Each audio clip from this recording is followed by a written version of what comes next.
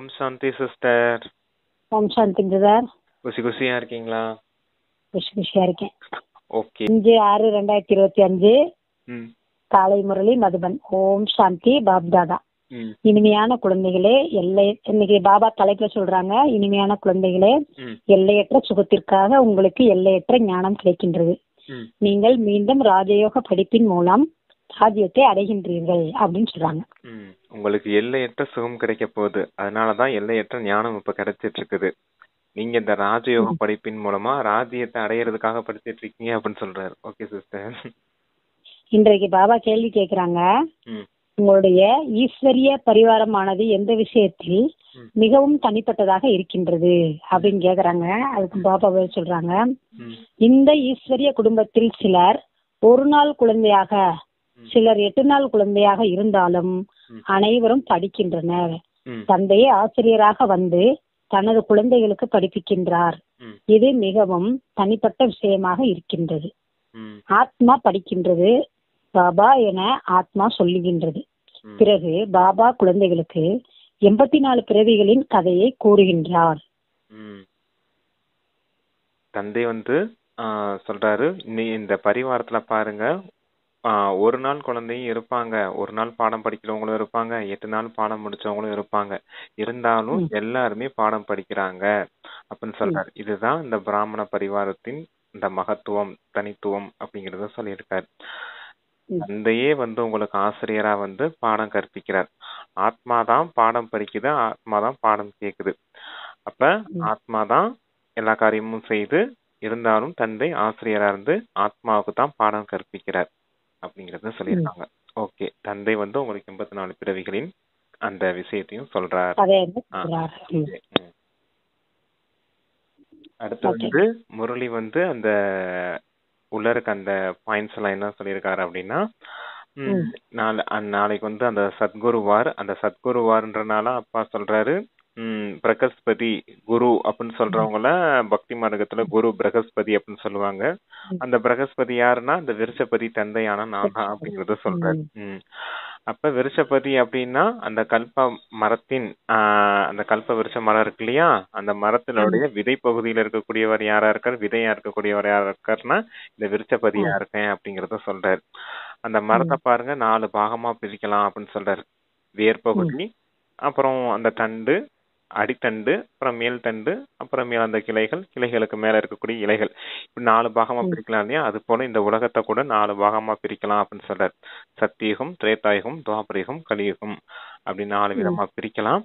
இந்த 4 யுகத்தின் விஷயத்தை தான் அப்பா சொல்லித்தாரேன் அப்படின்னு சொல்றாரு. இது மொத்தம் 5000 வருஷத்துக்கான விஷயம் அப்படின்றத சொல்லியிருக்காரு. அப்புறம் இப்ப உங்களுக்கு எல்லையற்ற சுகம் கிடைக்க போகுது, அதனால இப்ப உங்களுக்கு எல்லையற்ற ஞானம் கொடுத்துட்டு இருக்கேன். இந்த எல்லையற்ற ஞானத்தின் மூலமா தான் நீ எல்லையற்ற சுகத்தை அடையிறீங்க அப்படிங்கறத சொல்லியிருக்காரு. அப்புறமேலு நான் நிராகாரமா இருக்கேன். நிராகாரமான நான் இந்த பிரம்மா உடல் ஆதாரமா எடுத்திருக்கேன். இவருடைய உடல் ஆதாரம் எடுத்து இவர் வாயின் மூலமா தான் நான் ஞானம் கொடுக்கறேன் அப்படின்னு சொல்றாரு. அப்ப சிவ ஜெயந்தி கொண்டாடுறாங்க, எந்த காரணத்துக்காக கொண்டாடுறாங்கன்னு அவங்களுக்கு தெரியாது. உண்மையிலே சிவன் அவதரித்த விஷயமே இப்படித்தான் இருக்குது அப்படிங்கறத சொல்றாரு. நிராகாரமான சிவபாபா இந்த பிரம்மா உடலை ஆதாரமா இருக்கக்கூடிய நாள் தான் சிவ ஜெயந்தி அப்படின்னு சொல்றாரு. பாருங்க, இது ஒரு அதிசயமான பிறவியா இருக்குது அப்படின்னு சொல்றாரு. இது போன்ற பிறப்பு எந்த ஒரு மனிதரும் எடுக்க முடியாது அப்படிங்கறத சொல்லியிருக்காங்க. அடுத்து அப்புறம் 2 தந்தையை பற்றி முதல் புரிய வைக்க வேண்டும் சொல்றாரு. ஒன்னு லௌகீக தந்தை, இன்னொன்னு பரலௌகிக தந்தை. ஆமா, 2 தந்தையை பத்தி சொல்லி புரிய வைக்கணும் அப்படின்னு சொல்றாரு. லௌகீக தந்தைன்றது உடல் ரீதியான தந்தை, பாரலௌகீக தந்தை அப்படிங்கிறவங்க ஆத்மாக்கு, ஆமா ஆத்மாக்களின் தந்தையா இருக்காரு. அப்ப நீங்க இப்ப இந்த 2 விதமான தந்தை இருக்காங்க. இப்ப தந்தையின் கையை விட்டுட்டு கூட குழந்தைகள் போயிடுறாங்க அப்படிங்கறத சொல்லியிருக்காங்க. ஏன் பாரலௌகிக தந்தையின் கையை விட்டுட்டு போயிடுறாங்க அப்படின்னா, காம விகாரத்துக்கு வசமாயிடுறாங்க. காம விகாரத்தில விழுந்து தோல்வி அடைஞ்சிடற காரணத்தினால பச்சாதாபம் ஏற்படுது. அதனால தந்தையின் கையை விட்டுட்டு போயிடுறாங்க அப்படின்னு சொல்றாரு. மாயையும் மிகவும் மோசமான புயல்களை வீசுது அப்படின்னு சொல்றாரு. அந்த புயல்கள் அடிக்கிறதுனால குழந்தைகள் தந்தையின் கையை விட்டுட்டு போயிடுறாங்க அப்படிங்கறத சொல்லியிருக்காங்க.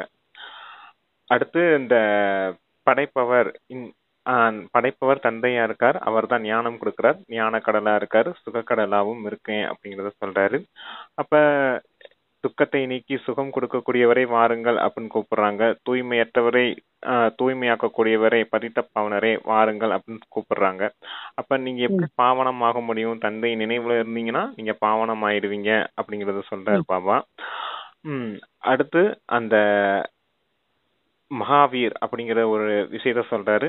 மகாவீர் குழந்தைகளா இருக்கணும் நீங்க. மாயை எவ்வளவு பெரிய புயல் வீசினாலும் நீங்க மகாவீர் போல, அனுமன் போல இருக்கணும்.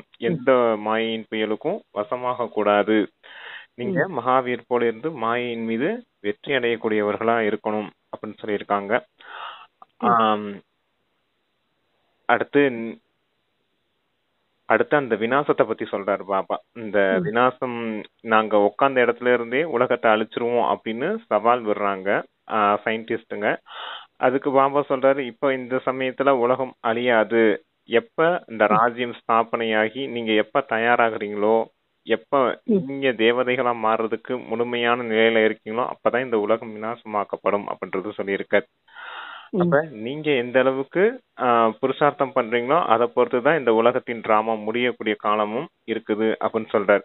இது மொத்தமும் 84 பிறவிகளின் கதையா இருக்குது. இது மொத்தமா 5000 வருஷம். போன கல்பத்துல தந்தை உங்களுக்கு இந்த 84 பிறவிகளின் கதையை சொல்லி டிராமா முடிச்சு வச்சுட்டு போனேன். இப்பவும் அதே போலதான் இந்த டிராமா ரிப்பீட் ஆகிட்டு இருக்குது அப்படின்னு சொல்லியிருக்காங்க. அடுத்து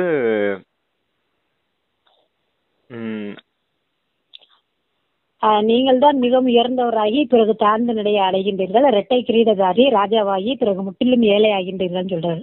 ஆமா, அதான் முதல்ல நீங்க தான் தூய்மை, அதாவது அந்த பாரதத்தை பத்தி சொல்றாரு. பாரதம் முதல்ல ஏழையா இருந்துச்சு.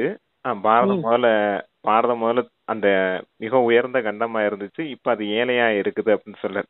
சத்தியமான கண்டமா இருந்தது இந்த பாரதம் தான். இப்ப இதுதான் பொய்யான கண்டமா மாறி இருக்குது அப்படின்னு சொல்றாரு. சத்திய கண்டமா இருக்கும்போது செல்வந்த நாடா இருந்துச்சு. இப்ப இது ஏழை நாடா மாறி போயிருக்குது. அதான் முதல்ல நீங்க டபுள் கிரீடதாரி உடையவர்களா அணிஞ்சிருக்கக்கூடிய செல்வந்தர்களா இருந்தீங்க. இப்ப மொத்தமும் ஏழையா மாறி போயிட்டீங்க அப்படின்னு சொல்றாரு. இப்ப பாருங்க, இந்த பாரத பூமியில பிரஜைகளின் மீது பிரஜைகளின் ராஜ்யம் நடக்குது. அதனாலதான் ஏழைகளா மாறி போச்சு அப்படின்னு சொல்றாரு. அப்ப அந்த ராஜா ராணி மகாராஜா மகாராணிகள் ஆட்சி செய்த காலம் தான் அந்த சத்தியுகம் அப்படின்றத சொல்லியிருக்காங்க. இப்ப நீங்க இந்த எல்லையற்ற ஞானத்தின் மூலமா தான் அந்த எல்லையற்ற சுகத்துக்கு அடைய போறீங்க அப்படிங்கறத சொல்லிருக்காங்க சிஸ்டர். சரி, ஓகே, அவ்வளவுதான் இன்னைக்கு முரளி. Okay sister. சொல்லுவாங்க. ஆமா, ஓகே. பாபா இன்றைக்கு தாரணைக்கான முக்கியச்சாரம் சொல்றாங்க. முதலாவது பாயிண்ட்ல எந்த விஷயத்திலும் சந்தேக புத்தி உடையவராக கூடாது. மாயாவின் புயலை மகாவீர் ஆகி கடந்து செல்ல வேண்டும். மாயாவின் புயல் உங்களை அசைக்க முடியாத அளவுக்கு யோகத்தில் ஈடுபட வேண்டும் அப்படின்னு சொல்றாரு. ஆமா, அதான் சந்தேக புத்தி எந்த விஷயத்திலும் இருக்கக்கூடாது உங்களுக்கு. தந்தையின் கையை விட்டுட்டு போயிடுறாங்க இல்லையா, அதான் சந்தேக புத்தி உடையவராகி தான் தந்தையின் கையை விட்டுட்டு போயிடுறாங்க. மாயை அந்த அளவுக்கு மோசமானதா இருக்குது. அது மோசமான புயலை கொண்டுட்டு வந்துடுது. அப்ப நீங்க என்ன செய்யணும்? மாயை கிட்ட இருந்து தப்பிக்கணும் அப்படின்னா இந்த யோக பலத்தை அதிகரிக்கணும் அப்படின்னு சொல்லியிருக்காங்க. யோக பலத்தை அதிகரிச்சீங்கன்னா மாயின் தடைகள் இருந்து நீங்க தப்பிச்சிடுவீங்க அப்படின்னு சொல்லியிருக்காங்க. Okay sister. தாரணைக்கான 2வது பாயிண்ட், புத்திசாலி ஆகி தனது வாழ்க்கையை ஈஸ்வரிய சேவையில் ஈடுபடுத்த வேண்டும். மிகவும் உண்மையான ஆன்மீக சமூக சேவகர் ஆக வேண்டும். ஆன்மீக படிப்பை படிக்க வேண்டும், மேலும் படிப்பிக்க வேண்டும். ஆன்மீக சமூக சேவகரா ஆகணும். அதான் நீங்களும் படிக்கணும், மற்றவர்களையும் படிக்க வைக்கணும் அப்படின்னு சொல்லியிருக்காங்க. ஆன்மீக சமூக சேவை இந்த சமயத்துல மட்டும்தான் செய்யவே முடியும். நம்மளால இந்த சங்கமயத்துல மட்டும்தான் செய்ய முடியும். அப்ப இந்த சமயத்துல நீங்கள் நல்ல விதத்துல படிக்கணும், மற்றவர்களையும் நல்ல விதத்துல படிக்க வைக்கணும். புத்திசாலி குழந்தைகள் அடையாளமே இதுதான் அப்படிங்கறத சொல்லியிருக்காங்க. அப்புறமேலு பிராமணர்களை பத்தி ஒரு விஷயம் சொல்லியிருந்தாரு பாபா முரளியில. அது என்ன அப்படின்னா, பாபா பாருங்க, நீங்க இப்ப இறந்து வாழும் பிறவியில இருக்கீங்க. சூத்திரனா இருக்கும்போது உங்களுக்கு ஒரு பேர் இருந்துச்சு. இப்ப எப்ப தந்தை கிட்ட ஜென்மம் எடுத்தீங்களோ அப்ப தந்தை உங்களுக்கு புது பேர் வைக்கிறேன் அப்படிங்கறத சொல்லியிருந்தார்.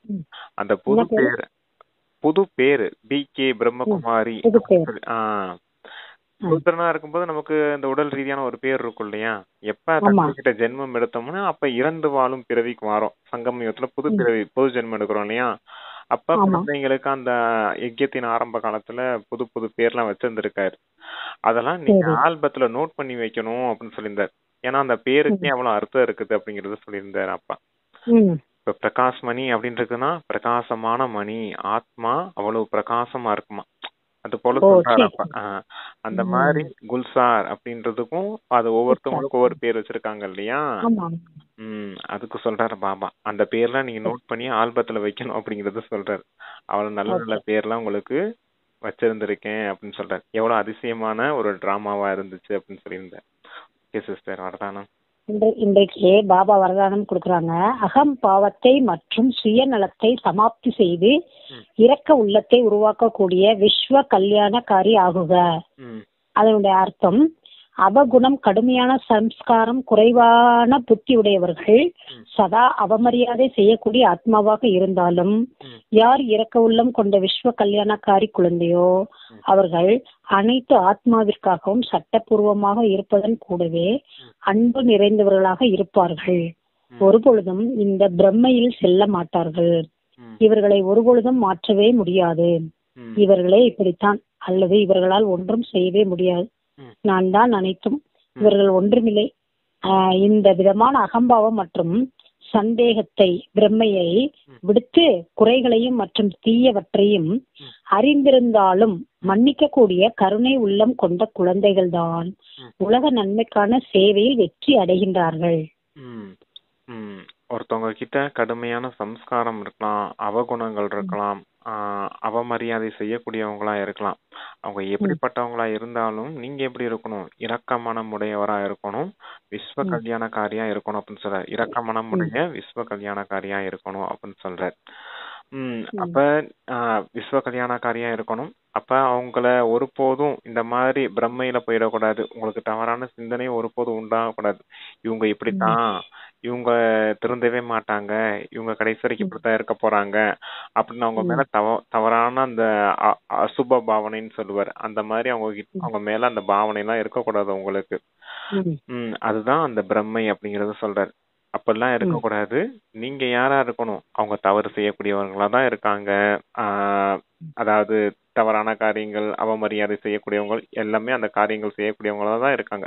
தவறுன்னு உங்களுக்கும் புரிஞ்சிருக்குது. ஆனா நீங்க என்ன காரியம் செய்யணும் அப்படின்னா அவங்கள மன்னிக்கணும் அப்படின்னு சொல்லியிருக்காரு. மன்னிச்சு அவங்கள சீர்திருத்துறதுக்கான ஒரு காரியம் செய்யுங்க. நீங்க சுபபாவனை மட்டுமே வைக்கணும் அப்படின்னு சொல்றாரு.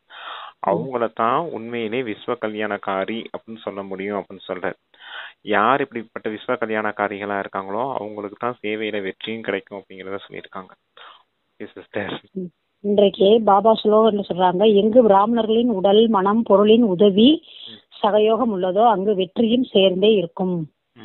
எங்க பிராமணர்களுடைய உடல் மனம் செல்வம் அது எல்லாம் இருக்குதோ, உடல் மனம் பணம் எல்லாம் இருக்குதோ, அந்த சகயோகம் ஆகுதோ அங்க கண்டிப்பா வெற்றியும் கிடைக்கும் அப்படின்னு சொல்றாரு.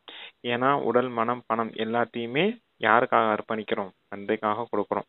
அப்ப இங்க சேவை நடக்கணும் அப்படின்னா இது எல்லாமே தேவை இருக்கு. கர்மனா சேவை வேணும், மனசா சேவை வேணும், வாட்சா சேவை வேணும், தன சேவை வேணும். எல்லாம் இருந்தா தானே சகயோகம் கிடைக்கும்.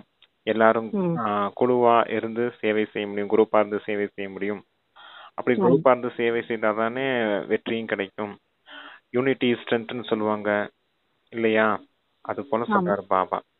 எல்லாமே நீங்க பயன்படுத்துனீங்க அப்படின்னா உங்களுக்கு கண்டிப்பா வெற்றி கிடைக்கும் அப்படின்னு சொல்லியிருக்காங்க. Okay sister. இன்றைக்கு அவ்யக்த இஷாரா, ஆத்மீய ஸ்திதியில் நிலைத்திருப்பதற்கான அபியாசம் செய்யுங்கள். உள்முக நோக்கமுள்ளவர் ஆகுங்கள். ஆத்மாக்கள் எப்போது உங்களிடம் ஆத்மீய சொரூபத்தின் அனுபவம் செய்கின்றார்களோ அப்போது அவர்கள் பாபாவின் பக்கம் கவர்ச்சிக்கப்பட்டு ஆஹா பிரபு என்ற பாட்டு பாடுவார்கள் மற்றும் தேக அபிமானத்திலிருந்து எளிதாக அர்ப்பணம் ஆகிவிடுவார்கள். ஆகா உங்கள் பாக்கியம் ஆகா. இந்த பாக்கியத்தின் அனுபவத்தின் காரணத்தினால் மற்றும் தேகத்தின் சம்பந்தத்தின் நினைவை தியாகம் செய்து விடுவார்கள். இந்த ஆத்மாக்கள் என்ன செய்யறாங்க அப்படின்னா நீங்க எப்ப அந்த ஆத்மீக சொரூபத்துல இருப்பீங்களோ அப்ப அந்த ஆத்மாக்கள் இயல்பாவே தந்தையின் பக்கமா கவர்ச்சிக்கப்படுவாங்க. ஏன்னா உங்களுடைய ஆத்மீக சொரூபம் தெளிவா தெரியும் போது அப்ப இவங்களை இந்த மாதிரி ஆக்குனது யாரு, பாபா தான் ஆக்கியிருக்காரு அப்படிங்கிற அந்த பாபாவின் பக்கமா அவங்களுக்கு அந்த கவர்ச்சி ஏற்படும் அப்படின்னு சொல்றாரு. தேக அபிமானத்தை மொத்தமா விட்டுருவாங்க அவங்க அப்படின்னு சொல்றாரு. தேக அபிமானத்தை விட்டுட்டு மொத்தமா தந்தையின் பக்கமா அர்ப்பணம் ஆயிடுவாங்க அப்படின்னு சொல்றாரு. அப்ப அந்த ஆத்மீக சொரூபம் வெளிப்படையா தெரியும். அப்ப அவங்க ஆஹா ஆஹா அப்படிங்கிற பாட்டு பாடுவாங்க அப்படின்னு சொல்றாரு. ஆஹா பாபா ஆஹா அப்படிங்கிற பாடலும் பாடுவாங்க. ஆஹா எனது பாக்கியமே ஆஹா அப்படிங்கிற பாடலும் பாடுவாங்க. இந்த பாக்கியத்தின் நினைவு அவங்களுக்கு வந்த உடனேயே அவங்க அந்த பழைய அந்த தேகத்தின் சம்பந்தங்கள் இருக்காங்க இல்லையா, தேகத்தின் உறவுகள், அவங்களுடைய நினைவெல்லாம் விட்டுட்டு மொத்தமாவே தந்தையின் பக்கமா கவர்ச்சி அடைஞ்சு வந்துருவாங்க அப்படிங்கிறதுக்காக அந்த அவ்வியத்தை சார் சொல்லியிருக்காங்க சிஸ்டர். Okay, thank you sister. ஓம் சாந்தி. Thank you brother. ஓம் சாந்தி. தேங்க்யூ பாபா.